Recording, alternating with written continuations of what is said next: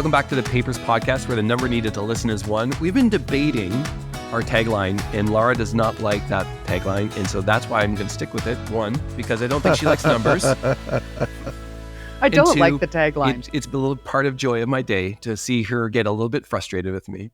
As usual, I have all the usual suspects, Laura. Hi, everybody. And Linda. Hello. And the Dr. Frank. How come I get the Dr. Frank? At Amy, I was Darth Vader. No, and you're John Wick Wick at AIM.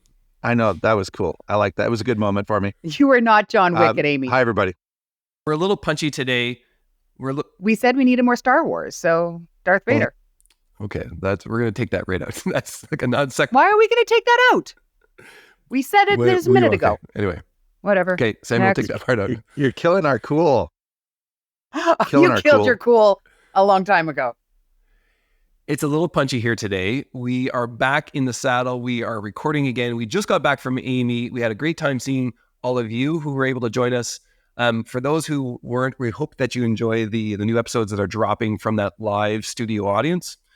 We're excited. We have a new season of papers to share with you. We're trying to find the great stuff so that you don't have to find it. We're trying to incite conversations and debates around the literature. We're trying to bring the HP community together via this podcast. And we're just excited to be the 4 of us together, friends, arguing, debating, and teasing each other mercilessly. We're doing a special episode. This is part 1 of 2. In the spring, we did a call for early career scholars. And the call was nominate yourself, nominate a colleague, nominate someone that you're mentoring. And the response was overwhelming. We got dozens and dozens of responses from every continent except Antarctica. And so if you're stationed at the South Pole, it's your chance to get in out of the darkness and submit. We won't take it yet, but I'm disappointed in the Antarctic Medical Education Association for their lack of engagement with this process. The problem they've had is the penguins. I think they're heavily invested in warmth and global warming. I think they want to keep warm, but not too warm, right? Yeah. So this is an opportunity for us to kind of highlight some work from around the globe from various scholars.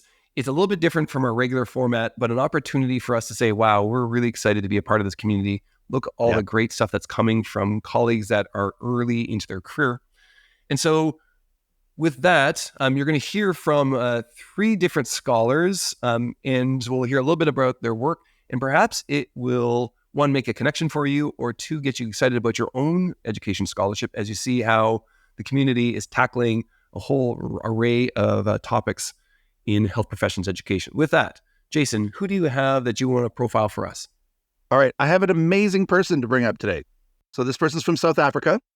Dr. Syed Lahri from Tygerberg Faculty of Medicine nominated somebody that they admire as an early career educator. And it's Anthea Hansen. Some of you may know her. Some of you may not know her.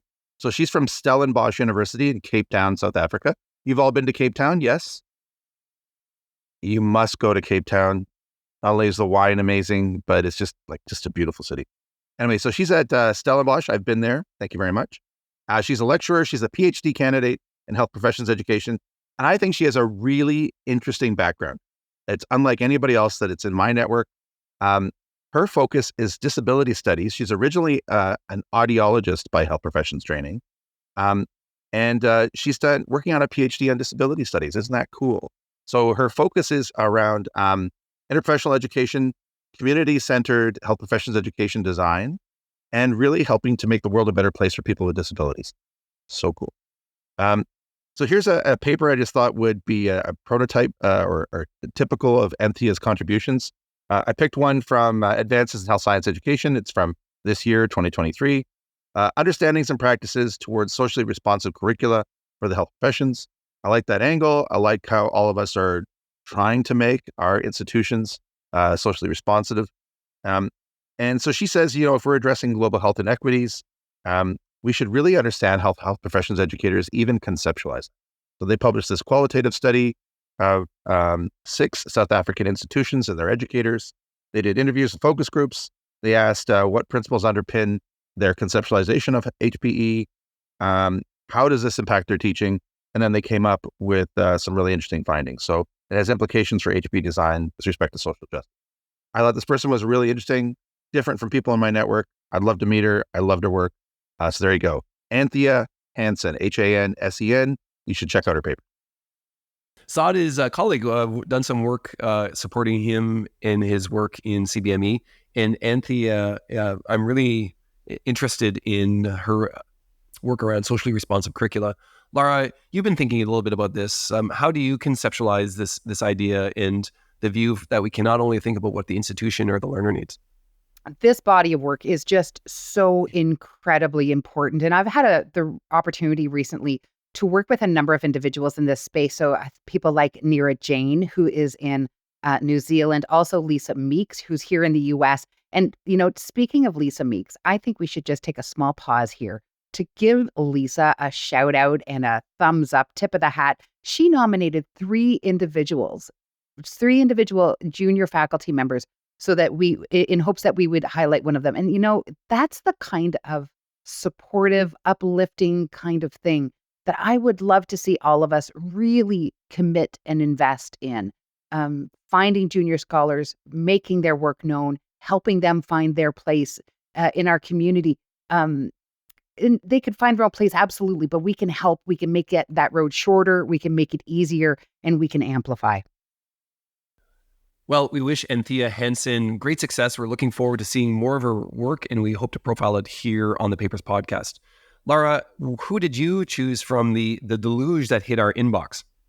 It was really hard to go through that deluge, and I think it's how you pronounce it, deluge, of submissions, and to pick just one or two individuals within that body of really outstanding scholars. But I will say there was one name that when I saw it in the submissions, I knew I had to pick this individual, and that individual is Megan Brown.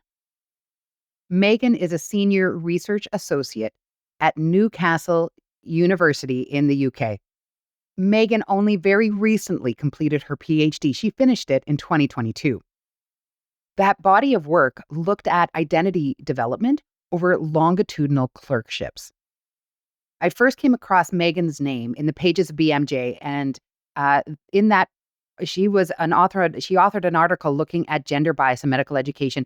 And the second I read that paper, I knew that this is a person I need to follow and to see her work and read and understand her thinking. This woman has published qualitative work in BMJ. That is a nut I've been trying to crack for decades. So already, Megan started off in my esteem right out of her PhD. I'm thinking this woman's a rock star, and she's just beginning. And in case you had any question beyond the fact that she published in this journal, listen to the name of the title: Too Male, Too Pale, Too Stale. Boom! Mic drop title. And in case that wasn't enough, and in case it wasn't enough that she published in the BMJ and that she has incredible titles, another thing that just impresses me so much about Megan, she has yet another arrow in her quiver. She does a lot of arts-based qualitative methodology. So she uses the arts, like poetry, to help shape and inform data collection, data analysis. How creative is that? I truly believe that the more diversity that we have in terms of our research methods and methodologies, be they qualitative or quantitative, the greater variety we have, I think of that as more tools in our toolbox that enables us to look at our phenomenon in different kinds of ways. So each tool offers us a new way of thinking, a new way of looking at a problem, and that's new knowledge, that's new insight. And so when Megan brings poetic inquiry into our field, thank you, Megan. This is another tool, another way of approaching our questions that we didn't necessarily use before, and it will help us to think differently about problems that have been plaguing us for a long time. One more thing just to point out, and I know that I'm going on a little bit about Megan's methodologies, but it's important, right? So many of our data collection techniques are incredibly structured. Just think about it. Surveys, structured data, very organized. Reflections, we give them prompts, tell them what to write. Discourse analysis, if we think of the methods, we have approaches and ways of doing. But a lot of this is a lot of our techniques are very structured. We often rely on semi-structured interviews, and we think we're a little radical for the semi part in front of semi-structured, right? But think about what you can do with poetic inquiry when you literally say, don't even worry about grammar as a structure. Express yourself as you will with the words that come to mind in the ways that those words come to mind. It just opens up a different way of expression. And I think that will enable us to see and think about phenomenon in different ways. So what I did is I decided to reach out to Megan and ask her where her next inquiry was going, and what she's thinking about for her future research. And Megan is interested in thinking about research investigating equity. Megan gave me permission to share that she's interested in using her own personal experiences with disability to study the experiences of others who are in the space, who are disabled, and who are trying to make powerful careers in medical education. Another thing to know about Megan is that she trained as a physician, and she decided to leave that career after experiencing real burnout and illness. She knows firsthand the challenges of equity in medical education. So if anybody's interested in looking into poetic inquiry, I encourage you to look up Megan's work. It's in a wonderful methods paper is published in Perspectives on Medical Education. I love this title. Thoughts That Breathe, Words That Burn, Poetic Inquiry in Medical Education. I really do want to encourage everyone to keep an eye out for Megan, read her work. She's pushing the borders of our field, not only in terms of research methods, methodologies, but also in terms of thinking about equity, thinking about disability. She's asking us to look at part of our field that we may not be comfortable looking at and asking us to do better. And I really think we can, and I think we should. So that name again, Megan Brown. Keep an eye out for her.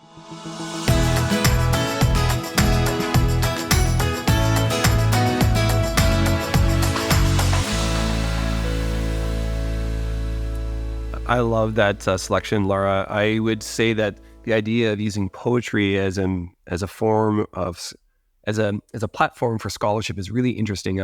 I've had work in a national organization with humanities professor at Simon Fraser, Chantal Gibson. I'll give a shout out to her, who has introduced me to the way to express and articulate ideas in poetry, and how that gives a much richer and much more nuanced way to inform your scholarship. And so I was really touched as you were articulating that. It was making me think back to a lot of the conversations I was having with Chantal. Linda, you've thought about identity formation. You thought of issues of professionalism. A lot of the work that Megan Brown is touching on relates to that. How do you process what Laura was sharing? Well, I think it's excellent work. I think what it adds is the idea of using the arts, whatever the arts, as something that influences identity or is influenced by identity. And that's, to me, it's not new, but it sort of brings it up to the surface that it's something that's very important. It's something we can't just think about the learning environment and the role models and, your peers, but there are other things that influence identity. Well, we're running long on this episode of profiling early career education scholars, but we have time for one more, and we'll do episode 2 shortly. But Linda, who did you select from the raft of nominations that were submitted? So I selected someone, and it's interesting. I think there's a theme that's coming out of this particular episode to do with diversity or equity. I selected Dr. Sarah Berm, who was nominated by Dr. Anna McLeod at Dalhousie University. Sarah is a professor in the Office of Continuing Professional Development and Medical Education at Dalhousie in Halifax. Her research critically explores the social, cultural, and ethical complexities of advancing institutional and curricular change in medicine and the impact of these changes on learners' professional identity formation and well-being. We've heard those words a few times on this particular episode. She's done some really good critical work exploring Indigenous experiences of medical education and non-Indigenous allyship. And the paper that I'll talk about is called Navigating the Burden of Proof and Responsibility, a narrative inquiry into Indigenous medical learners' experiences. And it's published in 2022 in Medical Education.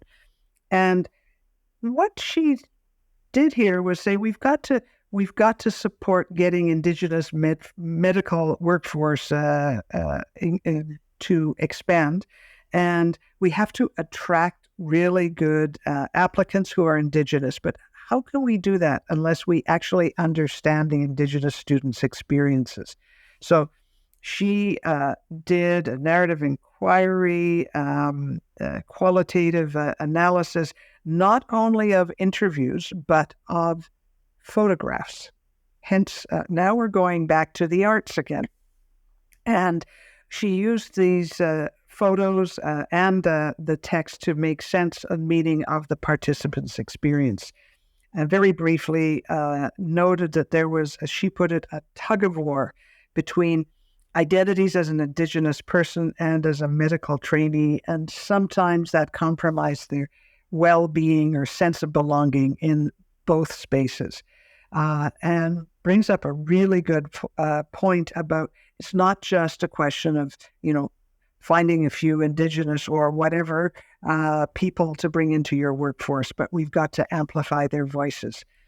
So I think this is fantastic research and a paper. And I think the problem is an important one. And I will ask Jason, do you think this is sort of a general problem, or is this something that's just focused in our space? No. I think this is a fantastic example of the next generation of researchers asking hard questions and making us better. So exploring professional identity formation, that's a hot topic that's really emerged over the last few years. There's somebody in our group that I work with, Stella Yu, who explores professional identity formation. Fantastic stuff. It's great work. And I love that we are moving beyond, just talking about respecting difference to really understanding different people's perspectives and welcoming them into the literature. So love all this work. It's great. Makes us better. So I just want to jump in here and double down on what you're saying, Jason. There was a theme across many of the submissions that we received when we asked for early career nominations. A lot of these scholars are looking at really hard topics. They're challenging us as a field to look at topics that perhaps we've been uncomfortable talking about before. We do want to suggest a little bit of the challenge we had. We really had so many outstanding nominations.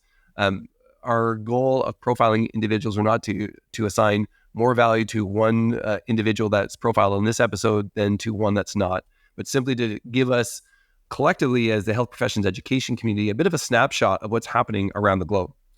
Representative, but not exhaustive. And so, to all the individuals that were nominated and to all the nominators, thank you for profiling and sponsoring that scholarship. And thank you to all of you for the incredible work you're doing.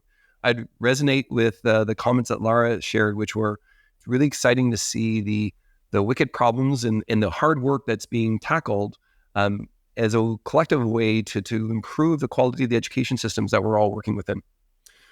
And so with that, you can reach us as always at thepaperspodcast@gmail.com. So The Papers Podcast, or you can find us at our website, paperspodcast.com. There you can find old episodes, show notes, and other ways to reach us. If you like the Papers Podcast, we'd really love for you to give us a thumbs up or a 5-star rating on your platform. That way it can make this podcast more accessible to the audience we're trying to reach. And if you really, really like it, we would appreciate it if you shared an episode with a friend or a colleague. And with that, thanks for listening. Talk to you later. Bye-bye. You've been listening to the Papers Podcast. We hope we made you just slightly smarter. The podcast is a production of the Unit for Teaching and Learning at the Karolinska Institutet. The executive producer today was my friend Teresa Sorrow. The technical producer today was Samuel Lundberg. You can learn more about the Papers Podcast and contact us at www.thepaperspodcast.com. Thank you for listening, everybody, and thank you for all you do. Take care.